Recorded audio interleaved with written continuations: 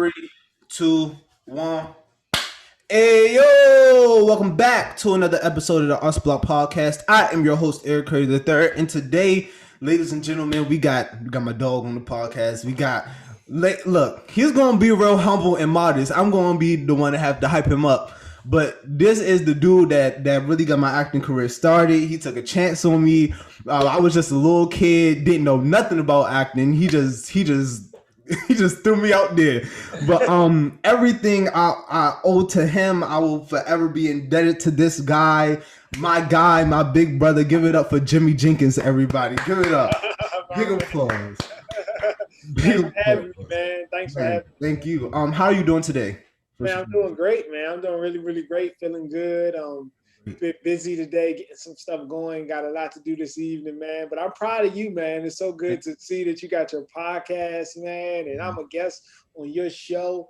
I'm really proud of everything you're doing, man. You got a really bright future, man. Really. I appreciate it. I'm proud of you, Jimmy. Thank you, man. I'm proud of you. But let's start. You was an athlete before you got really in deep into like film and theater and stuff, right? And so how was that like kind of transitional period from like, okay, I want to play sports, but then being like, nah, I kind of want to do this. Yeah. I mean, great question. Like for me, I played sports my whole life, and so like sometimes, when you get older and you get to adulthood, you got to realize, okay, what can you do to take care of yourself, and how can you take care of your family? And even though I loved it, things in life are only for seasons. Right. So sports, for instance, was a season in my life. I had to figure out what I was going to do for the rest of my life. And so that's kind of what helped me to encourage me to kind of move in that direction. And I just realized, okay, sports was something I loved, but it was for a part of my life. Now, what am I going to do for the rest of my life? I can't play sports when I'm 65, 70 years old, but I can tell stories. And so that's kind of what really, really helped and inspired me to do that. Where did that love of storytelling come from? I think it came from my dad and my big brother. My dad's a pastor, so he impacts lives. And the biggest thing about storytelling is storytelling is a emotional connection, and it impacts people's hearts and impacts their feelings and their emotions. So that is the big reason of why I chose it, and that's why I kind of got behind this, because I know I can impact people's lives and I can inspire people, and that's kind of what helped me to go down that path. Right. And boy, do you inspire people. Y'all, let me tell you, Jimmy put me in my first ever everything. First ever play, first ever movie, first ever short film, you name it, Jimmy just threw me into it. And I was just a little boy. You knew my mama and my cousin, my mama and my big cousin didn't know me from a can of paint, but you took a chance, right? Right, for sure. Exactly. And I don't know if you remember my first audition, but I do. I remember this like it was yesterday. But I slapped the dude on stage on the audition. I didn't know what I was doing. I didn't know what I was doing. But I remember that. Yeah. But my question is why? What made you take that chance on me? Like why did you bet on me? Well, because you had a unique character, man, and I can tell that you were hungry, you were committed, man. I could count on you, and you were talented. That was the most important thing, man. You had really, really extreme talent, and you still have extreme talent, and that's why it wasn't me taking a chance on you, man. It was you taking a chance with me, because I knew you were gonna be a star, man. It was like, it's just written all over you, and your composure, the way you handle. There was a lot of people at those plays. You didn't get nervous. You just went out and you handled the job. And I couldn't pick nobody better to play those roles than you, man. It was just, it was so good to see, and I just can't wait to see what you do with the rest of your life and what you accomplish, man. Yeah. Now you went from doing plays at Flowers to working with Tyler Perry and being on TV One. My boy done came up. My boy just moving on up like the Jeffersons. He got his own crib now, big boy crib too. Big boy crib. His own big boy crib out there. Yeah. A little something, man. A little something, man. It's a process. I told y'all he was gonna be humble. How is that? How is this transitional like period for you right now? Currently, from okay, yeah, I was just doing plays at Flowers a couple of years ago. Now I'm doing documentaries, getting executive produced by Rich Kleiman and KD. Like the whole 35 Ventures team is kind of executive producing my project. So, Yeah. what is this kind of like surreal for you? Like, what's this feeling?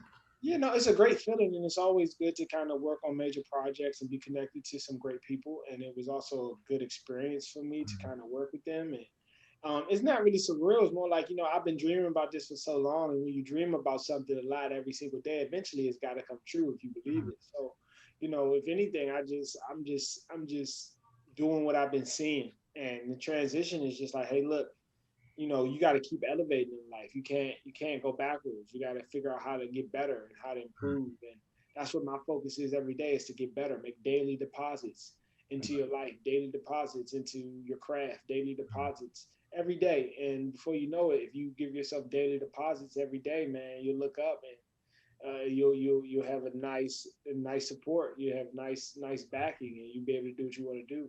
Right. And just like your process, right? I have gotten to see the Jimmy Jenkins directorial process in full effect. The good, the bad, the pretty, the ugly, right? I got to see the whole thing. But throughout all of that, I can for sure say that you are definitely probably the best director that I've ever worked with, right? Just because the space that you set for your actors. How important is that for you? Oh man, I think it's very important to give actors space and to make actors comfortable, because I think that the biggest thing when you get the best performance out of actors is when they're comfortable, when they trust you. Mhm. And I think that's the biggest key into storytelling or producing or directing, is to make sure the people that are working with you are all comfortable. And Mhm. that's what I tried to do with my actors, and well, not my actors, just us in general, because Right. I just tried to give them that space to do what they want to do and give them space to create who they see. Mhm. And at the end of the day, it normally doesn't go too far left or too far right, but you can give your directorial notes. But most times when you're working with talented actors, they find things in characters that you don't know or Mhm. that you don't find, and they bring those things out. And so that's what I kind of try to do, is to kind of give my characters a good base, but give them room to create what they see with the emotions that they come across. And in most cases, they normally work. Sometimes you have to kind of reel it in or make adjustments, but in most cases, the actor can really find that person, especially after dialogue and communication on who that person is. So that's just kind of something that I found out worked for me. And every director is different, but for me, that kind of worked, and Mhm. it's been growing. It's been growing for me. All right, y'all. Let's get into it. Let's get into it. He was being humble. Now we got to go. Now we got to throw some numbers out there for him. Sinners won it. Not only was it on TV1, but it made a national debut with 2.7 million. Let me say that number again. 2.7 big million. Big million view, like 2.7 million viewers on the national debut. Jimmy, those are big boy numbers. I seen your Instagram post. You was trying to be as humble as possible. No way you can be humble with 2.7 million viewers watching your movie. I just know how much time you and Josh put into that project. Take us on the process of making Sinners Want It, man. Just take us down that road. Yeah, oh man, making Sinners Wanted just, man, it was tough, because that was like my first real budgeted movie. It was the first time people had put some money towards a project of mine. So it was difficult, because a lot of the times I was younger. I think I might have been 26, 27 at that time, and a lot of people was like, "Hey, this kid doesn't know what he's talking about." But I think after a while, after I continued to come to work every day and put my best foot forward, they began to see that I really wanted this, and I really understood why I was doing it. So it was just more so winning the crew and the team to get behind me. But once they got behind me, man, it was just a process. But filmmaking, man, it ain't easy to do. It is a tough process. It's a very tough process, and it's a very long and tedious process, from the script creating to the shooting to the editing to the marketing to the distribution of it. It's just a whole process that you got to really learn. And I was able to learn a lot about that process with Sinners Wanted, and now I'm ready to go to the next one and do it again. Yes, sir. And like I said, you put me in my first movie, Transpose, an amazing. amazing experience. And again, that's just another thing that kind of like just got me ready for where I am now, where I'm going to be, right? Kind of just getting comfortable in front of the camera and learning like blocking on camera, right? Learning where to be, where not to be, like not looking at the camera, like because it's weird just to look at the camera, like just learning that stuff, like you just putting me in those positions, right, is really just got me here. And after Sinners won it, you went ahead and made a basketball documentary about PG County. My boy done. Come on now. Come on, somebody. Who you know rapping PG like Jimmy Jenkins? You can't I can't name you one. Maybe KD. Maybe. I can't name you one. But what made you make that documentary about something in the water? What made you make something in the water? Well, a couple of reasons. I just understood that this was a very, very special place. There's not many places in the world where you got all these NBA players that grew up a few miles apart from each other. And, a lot of people talk about LA, they talk about Chicago, they talk about New York, Seattle, Texas, however, they talk about all these different cities, but nobody was really ever talking about us, PG Right. County. And it just gave us an opportunity, to be on the forefront. Most of the time you hear about DC, you hear about the capital, but you never really hear about the places around it. And it gave us a chance for the first time to be in that national spotlight. And I'm happy that we were able to be there, and people know who we are now as a county. And when they come to this area, they want to go through PG County. Right. And it was something that wasn't like that before, but now it's just changing. Mm-hmm. Yeah. I feel like the whole like art as a whole in like the DMV area is kind of like changing as a whole, and it's changing really fast. It's changing very rapidly. Mhm. How do you feel about that? Firstly, how do you feel about that? Well, I think it's definitely changing, man. I think there's a new era, a new wave in France at a time years ago. It was the new French New Wave filmmakers, and what they called the new French Wave was it was a time where these new, young, innovative artists started to make films that weren't traditional. Mm-hmm. They made them the way they wanted to make them, and they broke all the rules. And they called it the French New Wave. I think that right now, and where we're at, there's a new French New Wave for our demographic, and Right. it's changing. More people are coming to the forefront. More people are, we were mostly known as a political city. Now we're kind of being known as more than politics. We're known as entertainers, artists, creators, Mm-hmm. innovators. And especially with your generation, you guys coming up, man, you guys are sharp, smart, and intelligent, Yeah. and just learning about money early. Like it's just very, very interesting to see how you guys are growing and building. So it's just for me, it's just, hey, I want to grow. I want to grow with. I want to grow with the art movement, man. I want to be a part of it, and that's just kind of encouraged me along this journey. Right. Art heals. You know that art heals. Art can also hurt. And I think this would be a great time for a story time, ladies and gentlemen. If this is your first time watching our ArtsBlock podcast, hello. We have a new segment on the podcast called Story Time, where the artist tells a story, and I would like what's a time where art has hurt you the most, either Man, making it or just like seeing it, doing it, whatever. What is the time that art hurt you the most? oh man, probably man when I first started, like my first play, man, I did not as many people came as I wanted to come. Mm-hmm. But for me, it was a turning point for me because I wanted to quit. Mm-hmm. Um, Whereas I thought a lot of people were going to come see the play, and not that many came.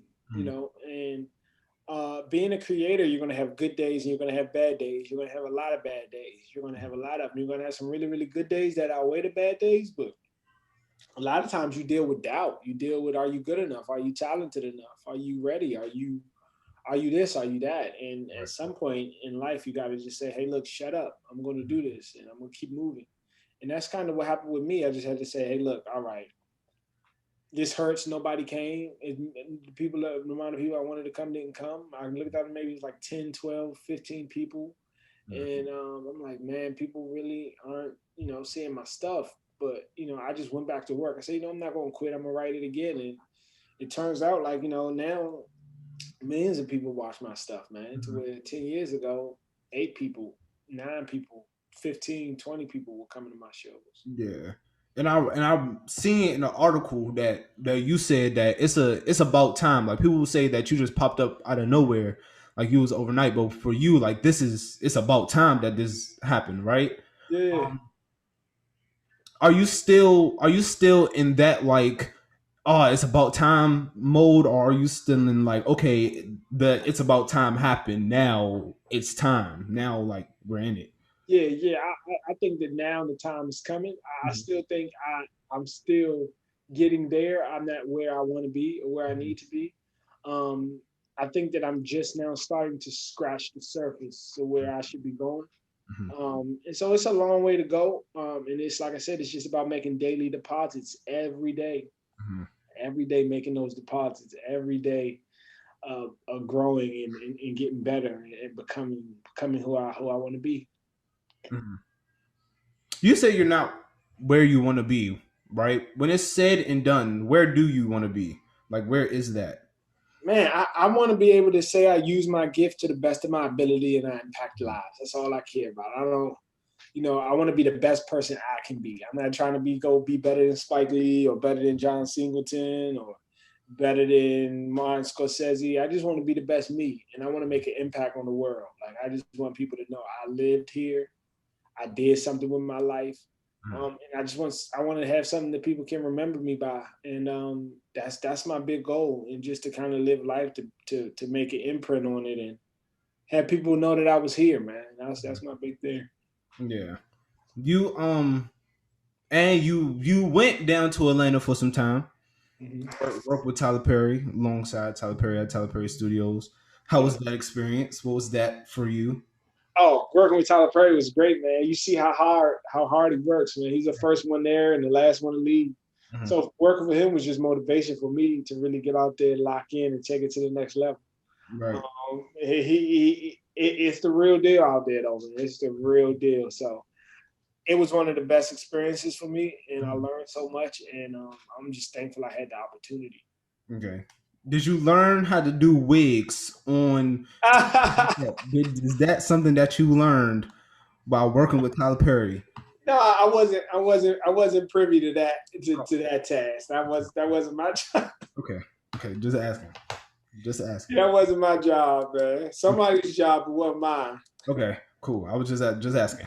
Nah, Jimmy. I know. You gotta go. You're a busy man. Big busy. Booked and busy. Yes, sir. Let us see it. Um, but before you do go, we have to get your dead or alive. Hello, everybody that's watching the ArtsBlock podcast. I am your beautiful, wonderful, melanated host, Eric Curry III. If this is your first time watching the ArtsBlock podcast, hello. If this is your last time watching the ArtsBlock podcast, well, goodbye. But Dead or Alive is a segment on the podcast where the artist gets to choose other artists that they would like to work with that is dead or alive. You can choose one artist, you can choose 100 artists. Please don't choose 100 artists because I still have to edit this podcast. But yeah, dead or alive, it's on you. Okay, so you want me to say artists that I would love to work with? Yeah, that is dead or alive. Oh man, that's great. Of course, Spike Lee's still alive. I Mhm, would have loved to work with him. mhm, I would have loved to work with, of course, like the great people like Alfred Hitchcock and Howard Hawks of the early days. It's so many different people that I would love to work with, man. And Antoine Fuqua is a guy right now, and then Ryan Coogler, he's a guy that I would love to work with. And learn from and glean from. It's a lot of individuals that I would have loved to work with, mhm. and those are just some, some of them. But I love to work Robert De Niro, Denzel Washington, like. These are guys I would love to work with. Wood Harris is a guy I really want to work with. I really want to work with Wood Harris. So Mhm. we'll see how that goes. It can happen though. Yeah, it can happen for sure. It can Yeah, happen. you win it. Like Yeah, you in there, buddy. yeah. And last thing before we officially go, you work with a lot of like ball players during making something in the water. You work with the late great coach John Thompson. Mhm. KD, Quinn Cook, Mike Beasley. Who else? Who else? Olin Smith, man, so many people. Markel Fultz, Victor Oladipo, A lot. Jeremy Grant, a lot of people. Jeremy Grant's from here? Yeah. Man, I didn't know that. Yeah. See, look, that just goes to show y'all. Yeah, it's a lot of guys from here, man. A lot of guys. A lot of guys. What was that experience working with, just being in the same room as the top of the top, like the creme de la creme of basketball? Yeah. And Yeah. you being like a sports person yourself, like what was that for you? You know, a lot of these guys I grew up with, so I seen them all the time. So it really was just back like it how it always been. Like with those guys, it's really nothing like. It never feels like, oh, I'm with a celebrity. It just feels like I'm with somebody that I knew from childhood. So it's just a feeling of normalcy when I'm around. It's just like, yo, what's up? Let's get this interview, and then all right, I'll holler at you, right. And then we go about our ways. But yeah, it's been normal. It's been normal. It's been great. But at the end of the day, it feels good to be able to do projects like this and do it about your hometown and in your hometown and connected with people in your hometown. So it was great, man. It was great top to bottom. Mm-hmm. Man, see, humble, probably the most humble dude I know. If I was him, man, oh yeah, I work with KD. Me and KD just hung out last night. Yeah, we just just had a couple drinks or whatever. Jimmy, thank you so much for coming on to the podcast. It's been an honor of having you. This has been a joy. But now you are in the seat of Big Bro, right? Well, kind of the seat that you are in now. But there is a young director, young actor, young writer somewhere in this world listening to this podcast that is struggling right now, like in the gutter. What is some advice that you would give them right now? You're not alone, man. We all been there. Even I still get there. I still get to the gutter. But the good thing, or the most important thing, is to remember that the great ones have all been there, but the great ones just figure out a way to get out. Mm-hmm. It ain't no way to sugarcoat it. It ain't no way to make it feel good. You got to look within yourself and get out and figure out what you got to do. And you just got to be honest and true with yourself. Mm-hmm. Look in the mirror and be honest and true and understand what you got to make adjustments with. But only the key is just to understand you got to be honest and true at all times and believe. And when you're low, just, hey, it's okay. Everybody gets low. Mm-hmm. You just got to figure out how to get back up. You know, that's all you got to figure out to do, man. And message. And you got it, man. Just like you, man. You're going to be a talented young brother. I'm watching you closely, and I can't wait till we get to work together again and work on some new stuff, man. We got some amazing stuff coming up. So yeah, can't wait for it. I'm always ready. You know, you got me. Oh yeah, I know you're ready. I know you're ready to rock. I know you're ready, man. Again, man, thank you so much, Jimmy, for coming on. I know you're a busy man, and just your time, man, and your presence, just talking to you again is always amazing. And thank you everybody that's watching this episode of the ArtsBlock podcast. Again, I am your host, Eric Curry III. You can follow me on Instagram at Eric Curry III. You can follow the podcast at ArtsBlock Podcast. All of Jimmy's stuff, Instagrams and stuff, will be down in the description and all that, so y'all can hit him up, see what he doing, see the new projects that he got going on. If you're listening on YouTube, make sure you like, make sure you comment, make sure you subscribe, make sure you turn on post notifications so you can be notified every time we post a podcast. If you're listening on Apple Podcasts, make sure you give me a 5-star and a review. If you're listening anywhere else, shout out to you. Remember that artists never die. And I'll see y'all next week. Peace.